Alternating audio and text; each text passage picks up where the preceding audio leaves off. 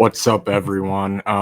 First and foremost, I'd like to clarify something. In my previous video, I had said it was the LAPD who had raided Manson's home. It was actually the LASD, the Sheriff's Department. That's who handles everything there. But, in this video, like the title says, ERW. I'm not even going to mention her name. I don't even feel like it deserves to be mentioned. Everyone knows who she is. I'll just say Evan and leave it at that. But she stooped to an all-time low, in my opinion, now trying to bring her 8-year-old son into this with misinterpreted quotes and everything, if they're even actual quotes. I would bring up the article, but it's just so full of it's just so absurd. But now she's alleging that Manson threatened to SA her 8-year-old son. Well, that's the headline they're running with, but in reality, the quote is that all of these alleged victims are effed, because apparently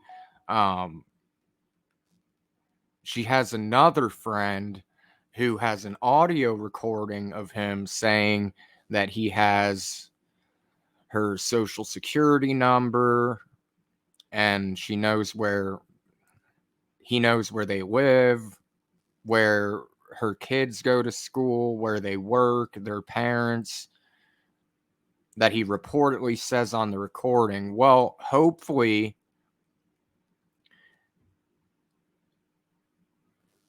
this took place in California, because California is a two-party state. So unless Manson has given consent for that audio recording to be released, then whoever has it, that's just going to get thrown out. It's so absurd that even her ex-husband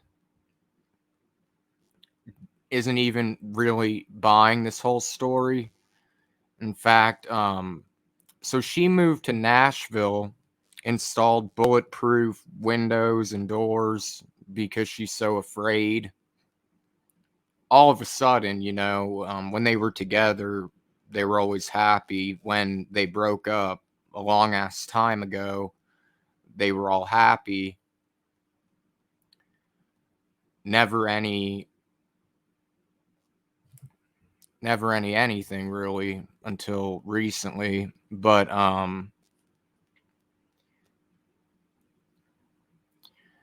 yeah, so she had bulletproof windows installed, a steel door, and a security fence at her former residence.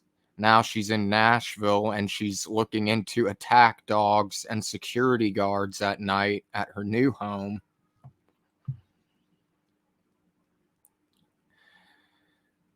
She said these new developments, combined with the pending criminal investigation, lead me to be very concerned about our child's safety when in Los Angeles, she said.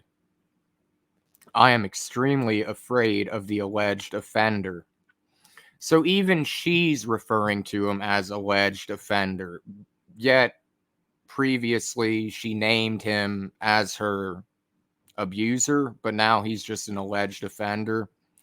But then she goes on to say, I have suffered severe traumatic physical and emotional injury at his hands, and I am afraid he will seek retribution against me for testifying by harming me, our son, and members of my family. Additionally, she claims that she has received multiple death threats from unnamed parties since coming forward with her accusations against Manson in February this year. But now here's where things get interesting. Her ex-husband, Jamie Bell, says that her story defies credibility, and then he goes on to say, I frankly do not understand what is happening. Either Evans' claims that she is receiving quote unquote death threats are true, and their son, I'm not going to post his name, is not safe in her care, or they are not true, and she is withholding our son from me for other reasons of her own invention. Then it goes on to, a false narrative mentioning, these multiple women when a lot of that was dropped. And then, of course, Esme Bianco. And then how the FBI launched their investigation into all of these claims.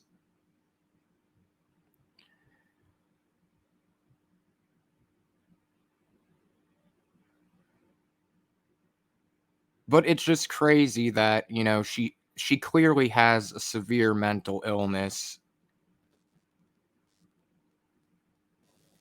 I mean, honestly, if someone had been threatening me for years, if I was in fear for my life all this time, I wouldn't wait.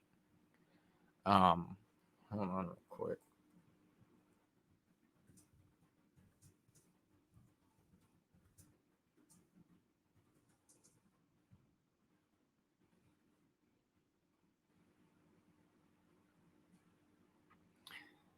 Yeah, so they haven't been together in um close to 11 years. So this whole time, 11 years, you know, really doesn't add up. If I was a victim of a crime or harassment, I'd be on top of that right away. Additionally, Manson has not released any public information regarding ERW at all. So just by reminding somebody that's clearly harassing you, or having a conversation about, where they live, who they are, etc., that's not a crime. That's usually public information. It's really not that hard to get information on anyone these days in a legal manner. Um, it's only illegal when you release the information publicly for a malicious purpose. That's something people don't understand. Um, as I said in previous videos, it's always been, for me, innocent until proven guilty, but we live in a society where the court of public opinion and media's lies and hypocrisy seem to trump the reality. So regardless, in most people's eyes, he's probably already, guilty.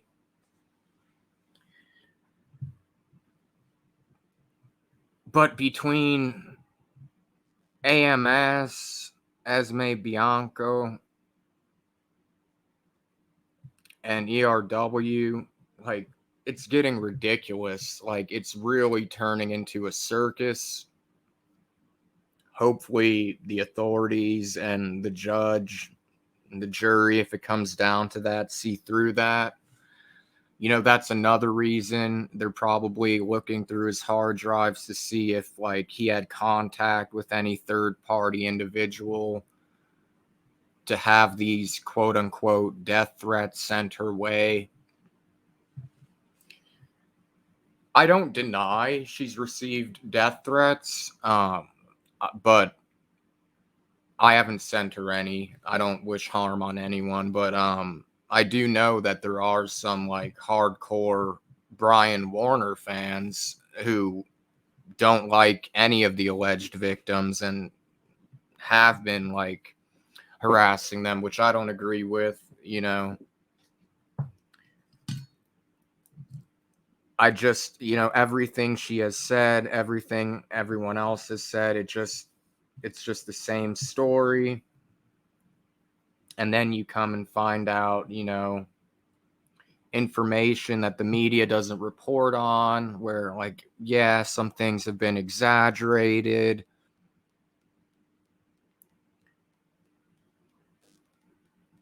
My personal opinion is that it's a well-known fact that he's always been into BDSM, and anything that occurred was consensual. He's had plenty of relationships where none of these accusations have been made. But with the whole Me Too movement and them trying to cancel him before really canceling was a thing, it's not really surprising. What's surprising is just how low ERW keeps going. Like, I really don't know what's next. I mean, she says her son's 8 years old. They haven't been together in close to 11 years. So I really don't see why he would make things worse on himself. It really makes no sense. Nothing she's, came forward with has made sense. Let's remember again, now she's referring to him as, what was it, the alleged offender, when before she referred to him as her abuser. So which is it? And again, say she, well, as she did, moves to Nashville. What is that going to do? You can still find out where she is, like, if fans that I don't agree with that are, like, sending her death threats and whatnot, which isn't cool. I don't support that, but I mean, they're still going to. I mean, especially she's all over social media, Now more than ever, it's easier to connect to quote unquote celebrities than it was, you know, in the early 2000s, the 90s. Nowadays, with Instagram, Facebook, Twitter, you can pretty much connect with anyone and get a hold of anyone. And with services on the internet, legal services, you can find out exactly what she's accusing him of. Is you can find out who people's relatives are, where they live, what their phone number is. So this whole thing just seems absurd to me. I think she needs serious help. I think even her ex-husband would agree she needs serious help. So